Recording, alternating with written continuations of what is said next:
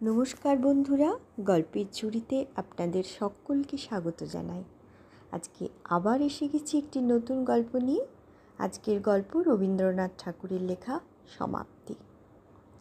অপূর্ব Krishna BA পাশ করিয়া কলিকাতা হইতে দেশে ফিরিয়া আসিতেছেন। নদীটি ক্ষুদ্র, বর্ষা অন্তে প্রায় শুকাইয়া যায়। এখন শ্রাবণের শেষে জলে ভরিয়া উঠিয়া একেবারে গ্রামের বেড়া ও বাঁশঝাড়ের তলদেশ চুম্বন করিয়া চলিয়াছে। বহুদিন ঘনবর্ষার পরে আজ মেঘমুক্ত আকাশে রৌদ্র দেখা দিয়াছে। নৌকায় আসীন অপূর্ব কৃষ্ণের মনের ভিতরকার একখানি ছবি যদি দেখিতে পাইতাম, তবে দেখিতাম সেখানেও এই যুবকের মানস নদী নববর্ষায় কুলে কুলে ভরিয়া আলোকে জলজল ও বাতাসে ছলছল করিয়া উঠিতেছে। নৌকা যথাস্থানে ঘাটে আসিয়া লাগিল। নদী তীর হইতে অপূর্বদের বাড়ির পাকা ছাদ গাছের অন্তরাল দিয়া দেখা যাইতেছে।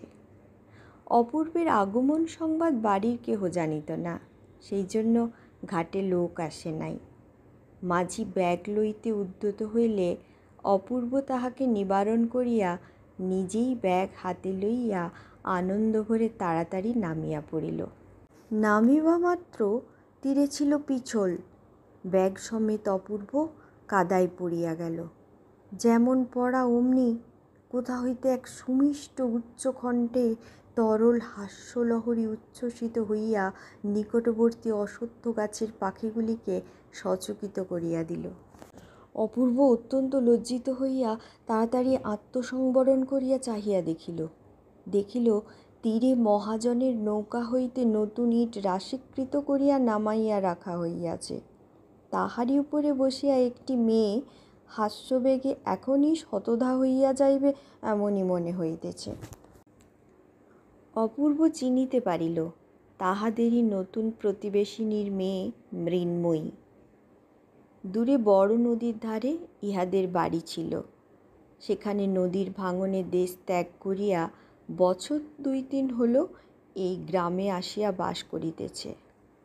এই মেয়েটির অখ্যাতির কথা অনেক শুনিতে পাওয়া যায়।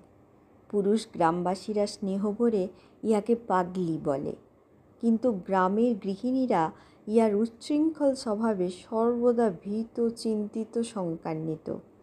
গ্রামের যত ছেলেদের সহিতই ইহার খেলা।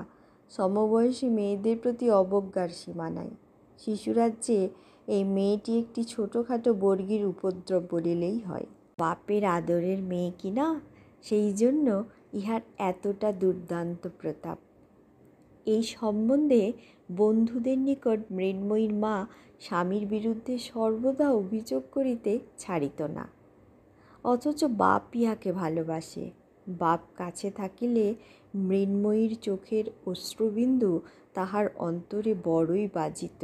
ইহাই মনে করিয়া প্রবাসী স্বামীকে স্মরণপূর্বক মৃন্ময়ীর মা মেয়েকে কিছুতেই কাঁদাইতে পারিত না। মৃন্ময়ী দেখিতে শ্যামবর্ণ, ছোট কোঁকড়া চুল পিঠ পর্যন্ত পড়িয়াছে। ঠিক যেন বালকের মতো মুখের ভাব।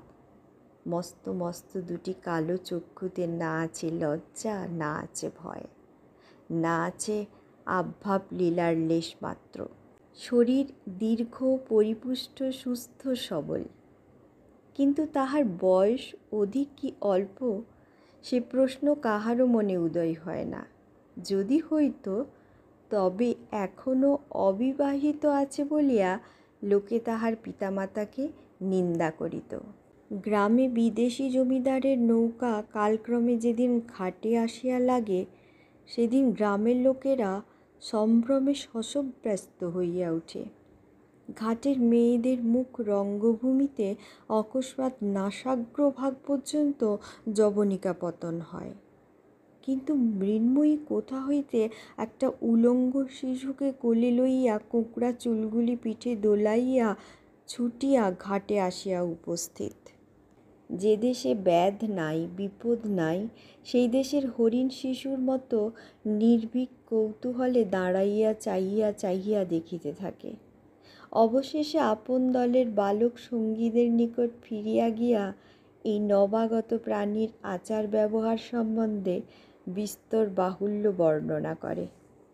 আমাদের অপূর্ব ইতিপূর্বে ছুটি উপলক্ষে বাড়ি আসিয়া এই বন্ধনবিহীন বালিকাটিকে 2-4 বার দেখিয়াছে এবং অবকাশের সময় এমনকি অনবকাশের সময়ও ইহার সম্বন্ধে চিন্তা করিয়াছে। পৃথিবীতে অনেক মুখ চোখে পড়ে, কিন্তু এক একটি মুখ বলা কহানায় একেবারে মনের মধ্যে গিয়া উত্তীর্ণ হয়। সে কেবল সৌন্দর্যের জন্য নহে, আরেকটা কি গুণ আছে, সে গুণটি বোধ করি স্বচ্ছতা। অধিকাংশ মুখের মধ্যেই মনুষ্য প্রকৃতিটি আপনাকে পরিস্ফুটরূপে প্রকাশ করিতে পারে না। যে মুখে সেই অন্তর্গুহাভাসী রহস্যময় লোকটি অবাধে বাহির হইয়া দেখা দেয়, সে মুখ সহস্রের মধ্যে চোখে পড়ে এবং এক পলকে মনে মুদ্রিত হইয়া যায়। এই বালিকার মুখে চোখে একটি দুরন্ত অবাধ্য নারী প্রকৃতি উন্মুক্ত বেগবান অরণ্য মৃগের মতো সর্বদা দেখা দেয়, খেলা করে। সেই জন্য এই জীবন চঞ্চল মুখখানি একবার দেখিলে আর সহজে ভোলা যায় না। পাঠকদিগকে বলা বাহুল্য, মৃন্ময়ীর কৌতুক হাস্যধ্বনি যতই সুমিষ্ট হোক, দুর্ভাগা অপূর্বর পক্ষে কিঞ্চিৎ ক্লেশদায়ক হইয়াছিল। সে তাড়াতাড়ি মাঝির হাতে ব্যাগ সমর্পণ করিয়া রক্তিম মুখে দ্রুত বেগে গৃহ অভিমুখে চলিতে লাগিল। আয়োজনটি অতি সুন্দর হইয়াছিল। নদীর তীর, গাছের ছায়া, পাখির গান, প্রভাতের রৌদ্র, 20 বৎসর বয়স।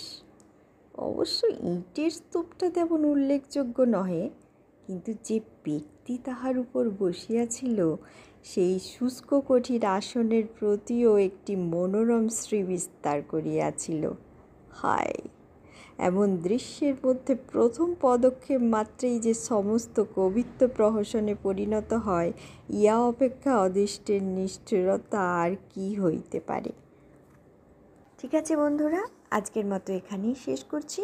দ্বিতীয় পরিচ্ছেদ নিয়ে আমি কালকে চলে আসব। সবাই সুস্থ থেকো, ভালো থেকো, টাটা।